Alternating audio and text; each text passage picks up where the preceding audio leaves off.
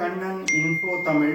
நம்ம இன்னைக்கு என்ன டாபிக் பார்க்க போறோம் அப்படின்னா, சமீப காலங்கள்ல உலகின் வல்லரசு நாடுகள் சிசிஏ அப்படிங்கிற கொலாபரேட்டிவ் காம்பாக்ட் ஏர்கிராப்ட் மற்றும் லாயல் விங்மேன் ட்ரோன்களை உருவாக்குவதற்கு முயற்சி செய்து வந்துகிட்டு இருக்காங்க. இந்த 2 ட்ரோன் தொழில்நுட்பங்களும் வரும் கால யுத்த களங்களை மாற்றி அமைக்கக்கூடிய தொழில்நுட்பம் அப்படின்னு டிஃபென்ஸ் எக்ஸ்பர்ட் சொல்றாங்க.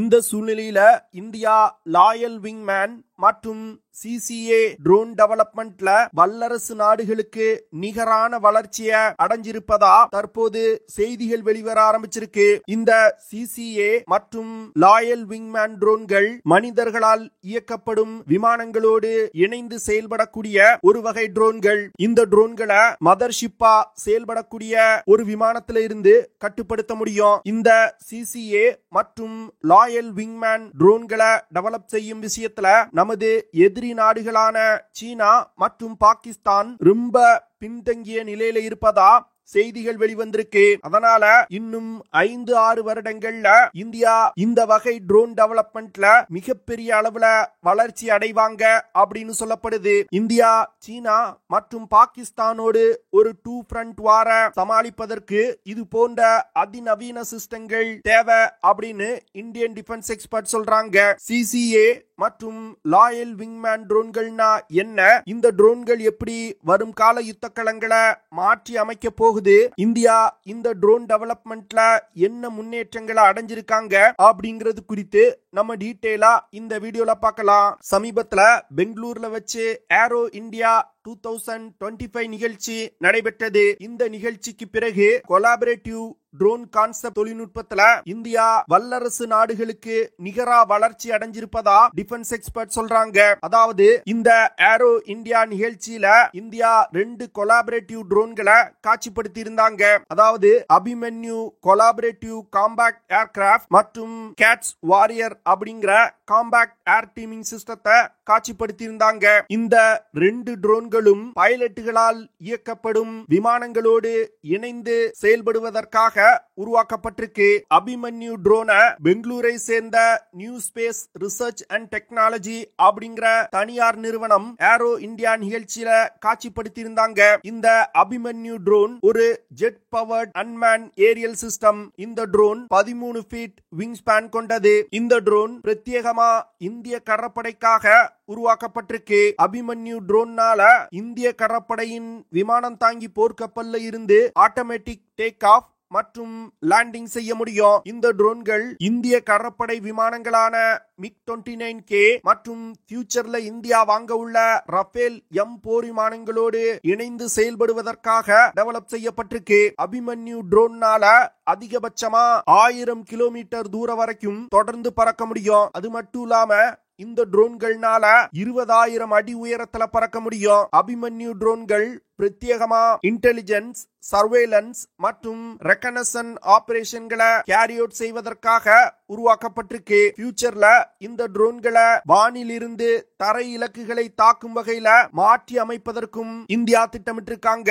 அபிமன்யு ட்ரோன்கள் அளவில் சிறிய ட்ரோன்களா இருக்குது. இதனால அதிக எண்ணிக்கையில இந்திய விமானம் தாங்கி போர்க்கப்பல்கள்ல நிறுத்தி வைக்க முடியும். இந்த ட்ரோன்கள் இந்திய கடற்படை விமானங்கள் கேரி அவுட் செய்யக்கூடிய ஆபரேஷன்கள்ல ஒன்றாக பயணித்து விமானங்களுக்கு உதவி செய்யும். அது மட்டும் இல்லாம தேவைப்பட்டால் கடற்படை விமானங்களை பாதுகாப்பதற்கு எதிரிகளோட தாக்குதலையும் தன் பக்கம் திருப்பிக் கொள்ளும். இந்த வகை ட்ரோன்களை மினிஸ்ட்ரி ஆஃப் டிஃபென்ஸோட IDEX அப்படிங்கிற திட்டத்தின் கீழ் டெவலப் செஞ்சிருக்காங்க. அபிமன்யு போன்ற கொலாபரேட்டிவ் காம்பாக்ட் ஏர்கிராப்ட்களை உருவாக்குவது குறித்து பாகிஸ்தான் இன்னும் யோசிக்கவே இல்ல. அடுத்து ஏரோ இந்தியா நிகழ்ச்சியில இந்தியா இந்துஸ்தான் ஏரோநாட்டிக்ஸ் லிமிடெட் நிறுவனத்தால் உருவாக்கப்பட்ட கேட்ஸ் வாரியரோட புரோட்டோடைப்பை காட்சிப்படுத்தி இருந்தாங்க. இந்த கேட்ஸ் வாரியர் ட்ரோன் ஒரு லாயல் விங்மேன் ட்ரோனா உருவாக்கப்பட்டிருக்கு. இந்த ட்ரோன் ஒரு ட்வின் இன்ஜின் கொண்ட ஏரியல் வெஹிக்கிள். இந்த கேட்ஸ் வாரியர் ட்ரோன்கள் பிரத்யேகமா இந்திய விமானப்படைக்காக உருவாக்கப்பட்டிருக்கு. இந்த ட்ரோன்கள் இந்திய விமானப்படையில் பயன்பாட்டில் உள்ள தேஜஸ் Su-30 MKI ரஃபேல் போன்ற விமானங்களோடு இணைந்து செயல்படுவதற்கு உருவாக்கப்பட்டிருக்கு.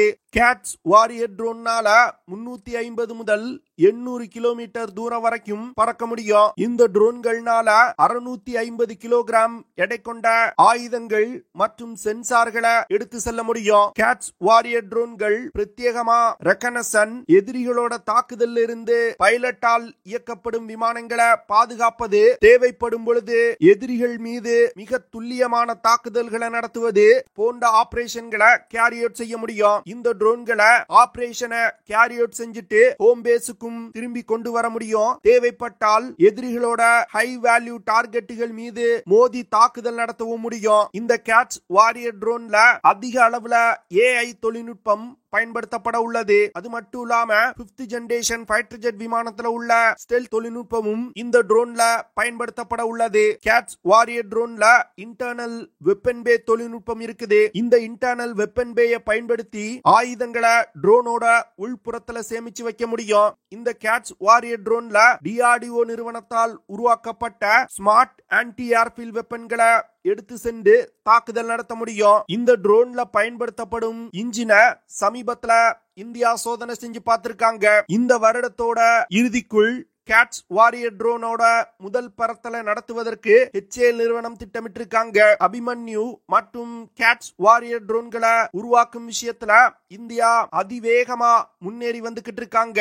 இந்தியா இந்த ட்ரோன்களை உருவாக்கும் விஷயத்துல ஒரு எக்கோ சிஸ்டத்தையே இந்தியால உருவாக்கி இருக்காங்க. சீனா மற்றும் பாகிஸ்தான் இது போன்ற விமானங்களோடு இணைந்து செயல்படக்கூடிய ட்ரோன்களை உருவாக்கும் விஷயத்தை பத்தி யோசிக்கவே இல்ல.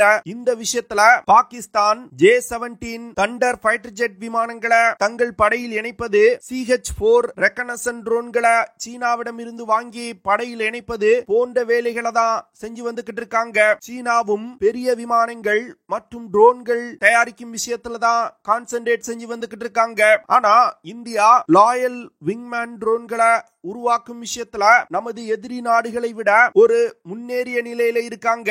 அதாவது இந்தியா இந்த தொழில்நுட்பத்தை டெவலப் செய்யறதுக்கு முக்கியமான காரணம் ஃபியூச்சர்ல சீனா மற்றும் பாகிஸ்தானோடு இந்தியா ஒரு 2 ஃப்ரண்ட் வார சந்திக்க நேரலாம். அப்பொழுது சீனா மற்றும் பாகிஸ்தான் விமானப்படை இணைந்து இந்தியா மீது தாக்குதல் நடத்தும் பொழுது விமானங்களோட எண்ணிக்கை நமது எதிரிகளுக்கு அதிகமாயிருக்கும். இதனால நியூமெரிக்கலா இந்தியாவால சீனா மற்றும் பாகிஸ்தான சமாளிக்க முடியாம போகலாம். இந்த சூழ்நிலையில விமானங்களோடு இணைந்து செயல்படக்கூடிய இந்த வகை லாயல் விங்மேன் ட்ரோன்களை இந்தியா படையில் இணைச்சு வச்சிருந்தாங்கன்னா இந்திய விமானப்படைக்கு ஒரு மிகப்பெரிய அட்வான்டேஜா இருக்கும். இந்த வகை ட்ரோன்களை டெவலப் செய்யறது மட்டும்தான் கடினம். ஆனா அதிக எண்ணிக்கையில இந்த ட்ரோன்களை மிக எளிதா தயாரிக்க முடியும். அது மட்டும் இல்லாம இந்த ட்ரோன்களை தயாரிக்க ஆகும் செலவும் ரொம்ப கம்மியா இருக்கும். இதனால இந்த குறைந்த விலை ட்ரோன்களை பயன்படுத்தி எதிரிகளோட விமானப்படைய இந்தியாவால சமாளிக்க முடியும். சீனா தன்னுடைய விமானப்படைய மிகப்பெரிய அளவுல விரிவுபடுத்தி வந்துகிட்டு இருக்காங்க. தன்னோட 5th ஜெனரேஷன் ஃபைட்டர் ஜெட் விமானத்தை பாகிஸ்தானுக்கு கொடுக்க முன் வந்திருக்காங்க. இதனால ஃபியூச்சர்ல நியூமெரிக்கலா பாகிஸ்தான் மற்றும் சீன விமானப்படை இந்திய விமானப்படையை விட பெரிதா இருக்கும். இந்த விஷயத்தை கவுண்டர் செய்வதற்கு தான் இந்தியா இது போன்ற ட்ரோன்களை டெவலப் செய்து வந்துகிட்டு இருக்காங்க.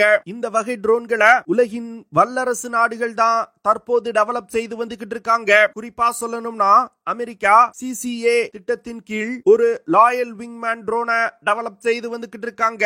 அதே போன்று ஆஸ்திரேலியா MQ-28 கோஸ்பேட் அப்படிங்கிற திட்டத்தின் கீழ் இந்த வகை லாயல் விங்மேன் ட்ரோன்களை டெவலப் செய்து வந்துகிட்டு இருக்காங்க. இந்த சூழ்நிலையில இந்தியா மட்டுமே ஒரே நேரத்துல 2 லாயல் விங்மேன் ட்ரோன்களை டெவலப் செய்து வந்துகிட்டு இருக்காங்க. இதுல இருந்து வல்லரசு நாடுகளை விட இந்தியா ஒரு முன்னேறிய நிலையில இருப்பது ரொம்ப தெளிவா தெரியுது. இந்தியா அபிமன்யு மற்றும் கேட்ஸ் வாரியர் ட்ரோன்களை உருவாக்குவதற்கு தேவையான டொமஸ்டிக் டிஃபென்ஸ் இன்ஃப்ராஸ்ட்ரக்சரை இந்தியால டெவலப் செஞ்சிருக்காங்க. அதனால இன்னும் கூடிய விரைவில் இந்த ட்ரோன்கள் டெவலப் செய்யப்பட்டு இந்திய கடற்படை மற்றும் இந்திய விமானப்படையில் இணைக்கப்படும். அடுத்து கேட்ஸ் வாரியர் ட்ரோன்களை தேஜஸ் MK-2 விமானத்தோட லாயல் விங்மேன் ட்ரோனா பயன்படுத்துவதற்கு திட்டமிட்டிருக்காங்க.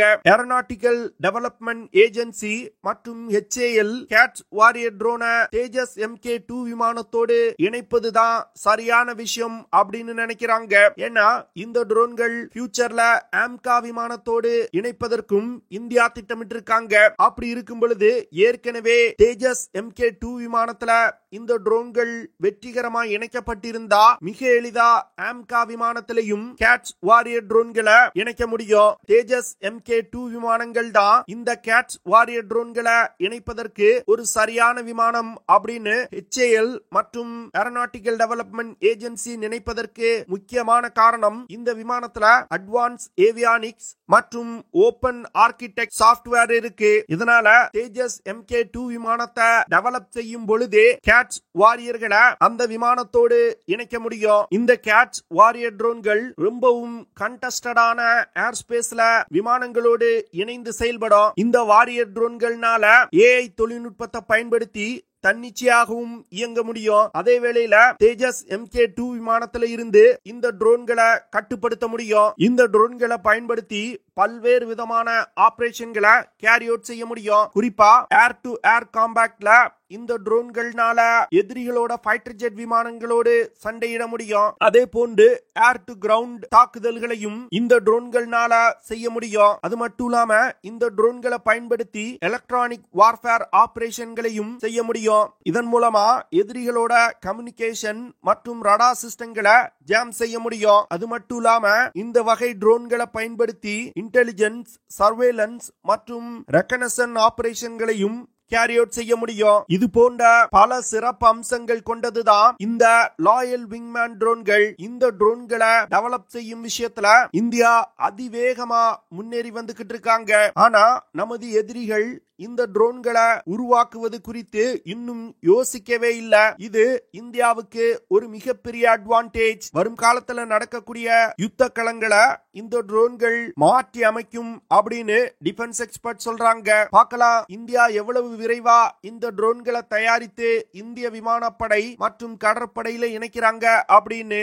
நம்ம சேனல்ல டிஃபென்ஸ் மற்றும் ஜியோபாலிட்டிக்ஸ் சம்பந்தமா தினம் ஒரு வீடியோ பப்ளிஷ் பண்ணிட்டு இருக்கோம். உங்களுக்கு நம்ம சேனல்ல பப்ளிஷ் பண்ணக்கூடிய வீடியோஸ் பிடிச்சிருந்துச்சுன்னா சேனலை சப்ஸ்கிரைப் பண்ணி சப்போர்ட் பண்ணுங்க.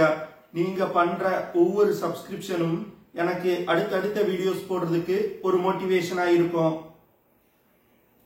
என்று சொல்லட்டுமா?